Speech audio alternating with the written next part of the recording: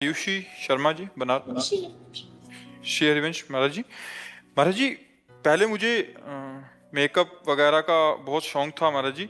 और ऐसा लगता था खूब पैसा कमाऊं, बड़ा पद हो, सुंदर सुंदर भोग हो। महाराज जी जब से सत्संग सुना है और यहाँ आना शुरू किया है केली कुंज में, तो महाराज जी तब से मतलब ये कम हो गया है। और मतलब ऐसा हो गया कि अभी केवल और केवल भजन करना है, वृंदावन वास हो जाए, प्रभु की प्राप्ति हो जाए। महाराज जी अब बहुत बड़ी कृपा हुई है जो ऐसी बात आई है, बहुत बड़ी कृपा हुई। बस इस बात को परिपक्व कर लो, अपने हृदय में बैठ जाए। वृंदावन वास होए चाहे ना होए, लेकिन नाम ना छूटे। जहां नाम है वहीं प्रभु हैं। अब हम वृंदावन वास करें, प्रभु का भजन ना हो तो बात ठीक नहीं।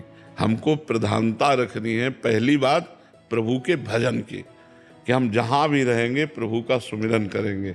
अब दूसरी बात, अर्जी लगाते रहिए कि वृंदावन वास हो जाए, अगर श्री जी वृंदावन वास दे दें और फिर भजन हो तो और बढ़िया बात है। पर जहां भी रहे भजन परायण रहे। मनुष्य जीवन का उद्देश्य यही है कि हम अपने कर्तव्य कर्म का पालन करते हुए, ध्यान से सुनो, अपने कर्तव्य कर्म का पालन करते हुए भजन करके भगवान को प्राप्त कर लें।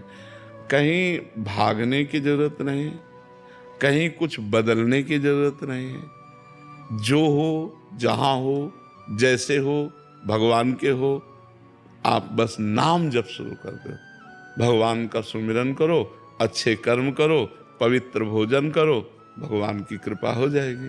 अच्छे कर्म नहीं हुए, अगर हमसे गलत कर्म होते रहे तो बहुत समय फिर लगेगा। मार्जन बार बार नहाओ और धूल में लौट जाओ, तो ये है कि अच्छे कर्म किए फिर बुरे कर्म किए, फिर भजन किए फिर बुरे कर्म किए, तो बहुत जन्म लग सकते हैं। अगर हमसे पाप कर्म ना हो और हम भजन करें तो हमारा मंगल।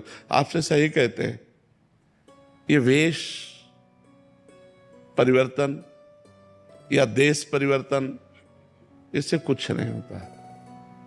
जब तक उद्देश्य परिवर्तन नहीं होता तब तक बात नहीं बनती।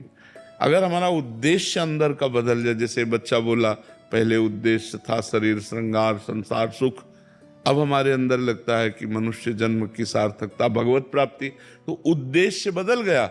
अब आप नौकरी करो, व्यापार करो, कुछ भी करो, आपका उद्देश्य भगवत प्राप्ति है तो बढ़िया। अब जैसे उद्देश्य हो गया धन मान प्रतिष्ठा,